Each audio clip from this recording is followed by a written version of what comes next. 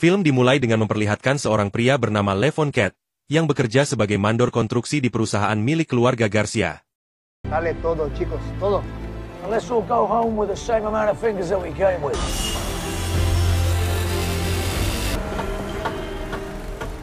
Levon memiliki hubungan persahabatan yang sangat dekat dengan keluarga pemilik perusahaan, di mana perusahaan tersebut dikelola langsung oleh sepasang suami istri yaitu Joe dan Carla, yang dibantu oleh putri mereka Jenny. Ketika pekerjaan konstruksi sedang berlangsung, Levon melihat para debt collector datang dan memukuli salah satu anak buahnya untuk menagih hutang.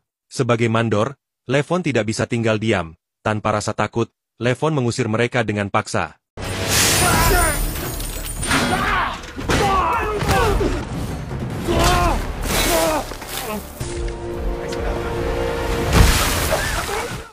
Don't come back. Vámonos. Vámonos. Sepulang bekerja, Levon mengunjungi putrinya yang bernama Mary, yang sekarang tinggal bersama Dr. Jordan Roth atau ayah mertua Levon, sejak ibunya meninggal. Dr. Roth selalu menyalahkan Levon atas kematian anaknya atau ibunya Mary, hingga ia tak mengizinkan Mary untuk tinggal bersama Levon. You what? Yeah. Okay. Let's go. Karena hal tersebut, Levon berjuang untuk mendapatkan hak asuh atas putrinya. Namun usahanya cukup sulit. Ia dituduh mengalami gangguan psikologis, karena latar belakangnya yang ternyata merupakan mantan tentara militer Inggris, sehingga ia beresiko melakukan kekerasan kepada Mary. Why does Dr. Roth hate you so much? He thinks I killed his daughter. Did you? It was suicide. I was overseas on a deployment. Sementara itu pada suatu malam, anak bosnya Levon yaitu Jenny, sedang berada di sebuah klub malam bersama dengan teman-temannya. Namun, Jenny tak sadar bahwa dia menjadi target sekelompok orang yang merupakan jaringan perdagangan manusia. Hingga saat itu juga, mereka langsung menculik Jenny.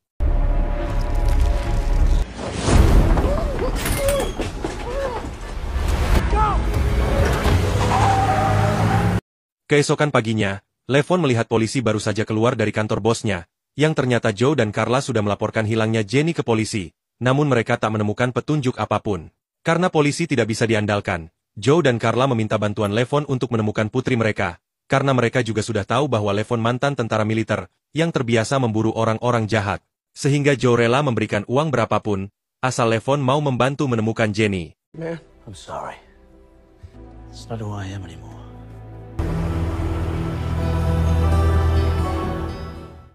Tidak yakin dengan keputusannya, Levon menemui sahabatnya Gunny, yang juga mantan tentara militer Inggris, yang mengalami kebutaan saat bertugas bersama Levon.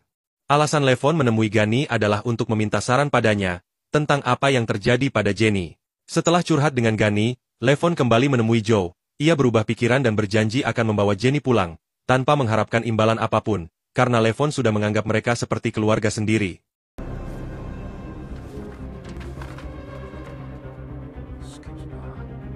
Levon memulai penyelidikannya di tempat terakhir Jenny berada, yaitu di sebuah bar.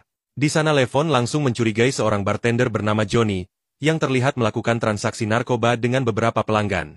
Ia juga menelusuri setiap sudut bar dan menemukan kabel CCTV yang terputus dan sebutir perhiasan. Karena mencurigai Johnny, Levon telah memasang alat pelacak pada mobilnya, untuk melacak tempat tinggal Johnny, agar ia bisa menginterogasinya. Hello, Johnny. Where's the girl? The one your friend snatched out of the back of the bar. Is that my problem? Belum selesai menginterogasi, tiba-tiba dua orang datang mencari Johnny.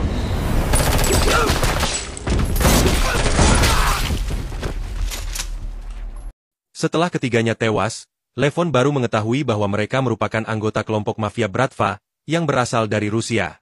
Keesokan paginya, Levon yang masih mengawasi rumah Johnny, melihat dua orang datang, bersama bos mereka yang bernama Wolo Kolisnik. Wolo kemudian masuk rumah Johnny, dan melihat si Johnny dan dua anggotanya telah tewas. Mereka pun memanggil tim pembersih untuk membersihkan kekacauan, agar terlihat tidak terjadi apapun. Saat Wolo pergi, Levon diam-diam mengikutinya hingga membawanya ke rumah Wolo.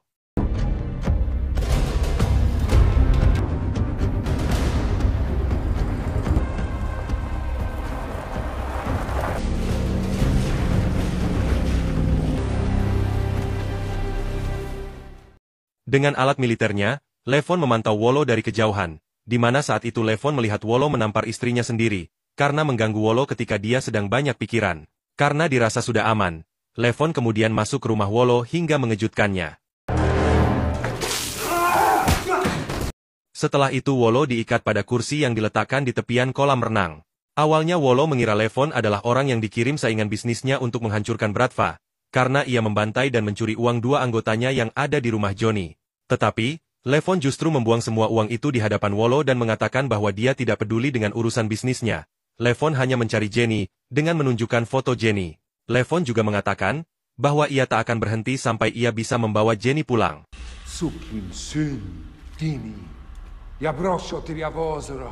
Karena Wolo tak mau memberikan informasi, Levon pun menenggelamkannya ke dalam kolam. Okay, we're done.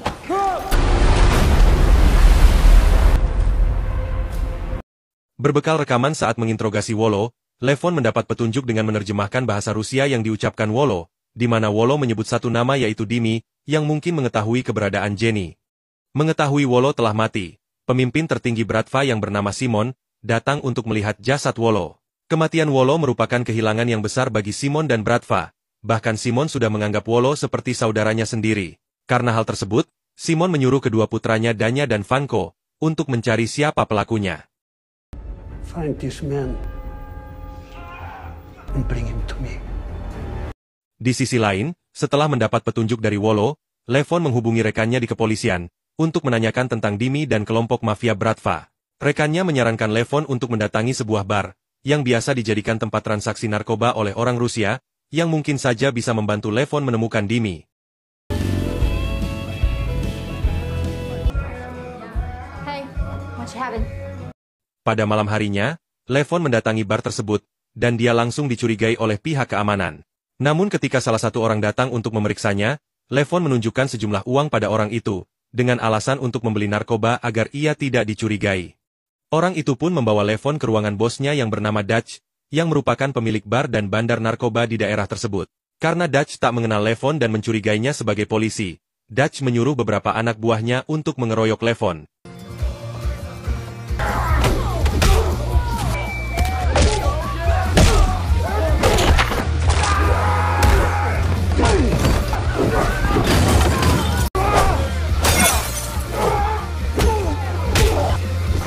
Enough! Setelah melihat kemampuan Levon, Dutch akhirnya percaya dan menerima kedatangannya. Levon yang berpura-pura menjadi pengedar mengatakan bahwa ia ingin membeli sabu dalam jumlah besar, sebagai salah satu cara agar ia bisa mendapat informasi tentang Dimi. There's a pancake house at the highway junction straight north of here. Be there at 7 a.m. having breakfast. Keesokan harinya, Levon bertemu anak buah Dutch di sebuah kedai untuk bertransaksi sabu. Namun setelah Levon memberi uangnya, Levon hanya diberi ponsel, untuk berkomunikasi dengan Dutch yang mengetahui di mana barangnya. Tak lama kemudian, Dutch menghubungi Levon dan memberitahu bahwa barang haram itu ada di bawah kursinya. Dutch juga menyuruh Levon untuk menyimpan ponsel itu agar mereka tetap terhubung.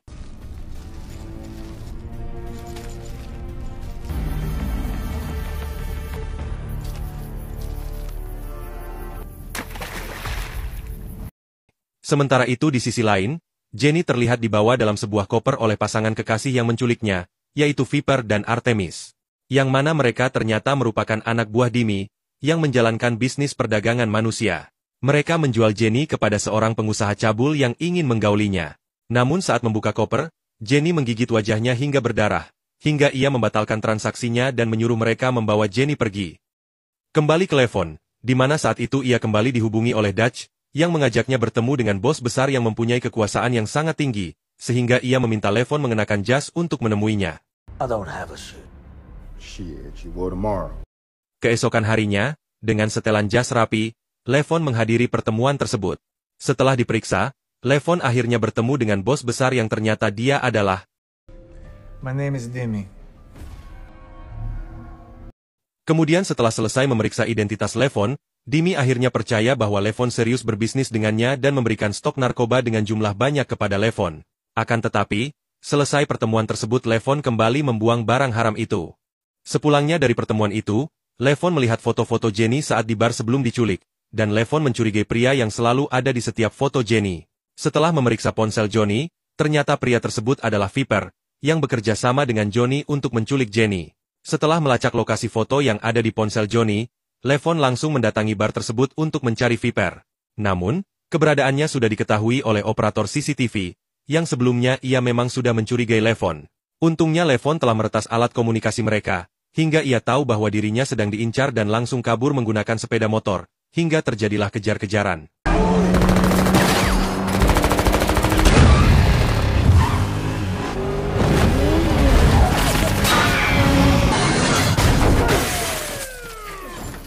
Kejar-kejaran itu terhenti ketika Levon menabrak mobil polisi.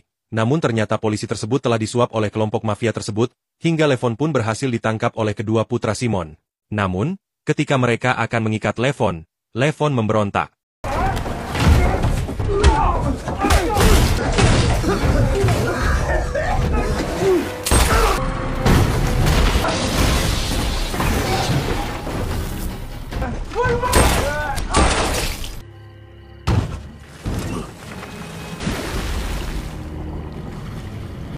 Simon yang mengetahui kedua putranya telah tewas di tangan Levon, membuatnya sangat marah dan menyadari bahwa Levon bukan orang sembarangan, sehingga ia mengadakan pertemuan dengan para petinggi mafia lain untuk meminta bantuan mereka.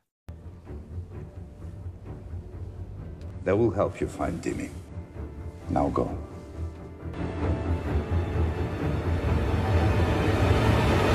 Setelah mendapatkan dua orang pembunuh profesional, Simon kemudian menemui Dimi untuk memberitahu bahwa Wolo ayah Dimi dan kedua putra Simon telah tewas gara-gara ulah Dimi, dan kini orang yang membunuh mereka sedang memburunya. Saat Simon menunjukkan foto orang tersebut, Dimi begitu ketakutan, karena orang tersebut adalah Levon, yang pernah bertemu dengannya belum lama ini.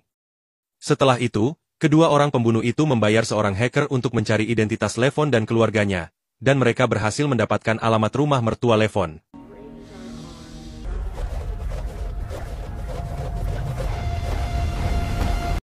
Saat Levon dan putrinya tiba di rumah mertuanya, rumah tersebut sudah dilahap oleh api, tapi untungnya ayah mertuanya masih sempat untuk diselamatkan.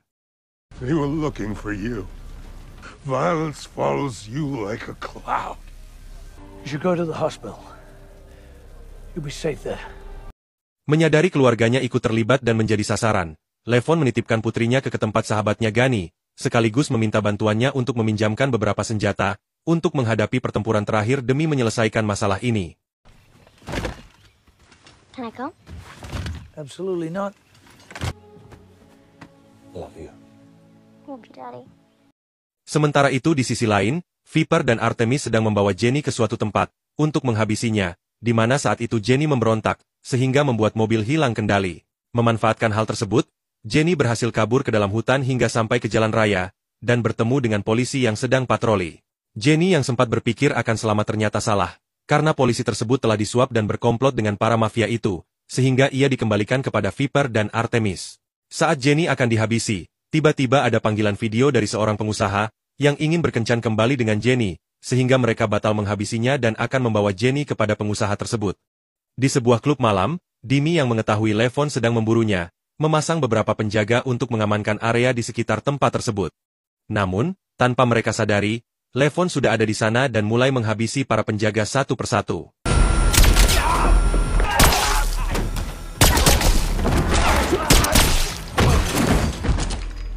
Come closer and she died.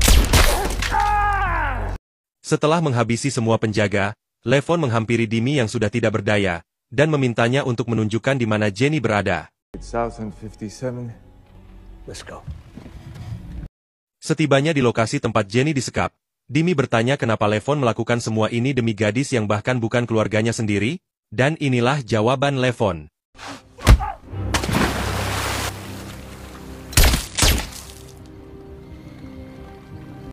Setelah Dimi tewas, Dutch baru mendapat kabar bahwa Levon telah membawa Dimi dan membantai setengah lusin anak buahnya. Menyadari Levon orang yang berbahaya, Dutch dan anak buahnya pun pergi untuk membunuh Levon, sebelum Levon membunuhnya.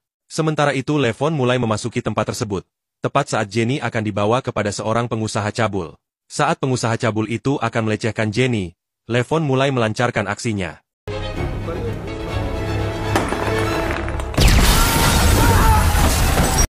Di tengah kekacauan, Dutch dan anak buahnya telah tiba, sehingga situasi pun semakin kacau. Demon! Put it through the glass!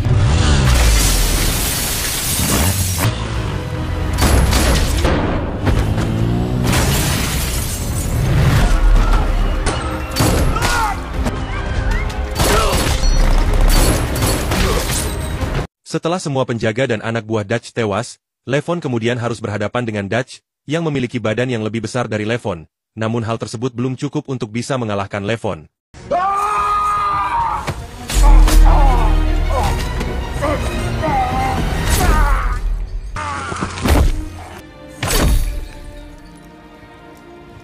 Setelah mengalahkan Dutch, Levon pergi ke ruangan tempat Jenny disekap, di mana saat itu si pengusaha cabul dengan sombongnya menantang Levon, dan inilah yang terjadi. Levon yang sangat marah tidak langsung menghabisi Viper, tapi menghajarnya habis-habisan hingga mati. Begitu juga dengan Jenny, meski tangannya sedang diikat, ia menghajar Artemis dan mengunci lehernya dengan kaki, hingga Artemis tak bisa bernapas. It's over now. I think I killed her. Good. Setelah berhasil mendapatkan Jenny, tiba-tiba dua orang pembunuh yang dibawa Simon datang menyerang, sehingga Levon tidak bisa keluar dari rumah tersebut. Namun dengan peralatan militernya, Levon berhasil menghabisi kedua orang pembunuh itu.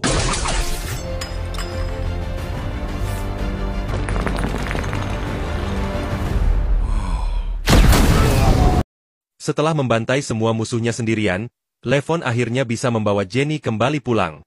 Sementara itu, Simon yang tak terima seluruh anak buah dan keluarganya habis dibantai Levon, menelpon petinggi mafia lain untuk meminta bantuan. Namun bukannya mendapat bantuan, Simon malah diminta untuk berhenti, karena mereka tak mengurusi dendam pribadi yang tak ada kaitannya dengan bisnis. Ditambah, Levon orang yang berbahaya yang bisa mengganggu bisnis mereka. Keesokan harinya, Levon menyerahkan Jenny kepada kedua orang tuanya, sehingga mereka akhirnya bisa berkumpul kembali. Selesai dengan itu, Levon pergi ke rumah Gani untuk menemui putrinya, yang begitu bahagia saat melihat dirinya bisa kembali pulang. You okay, Daddy? Yeah, I make myself shaving. Dan film pun berakhir.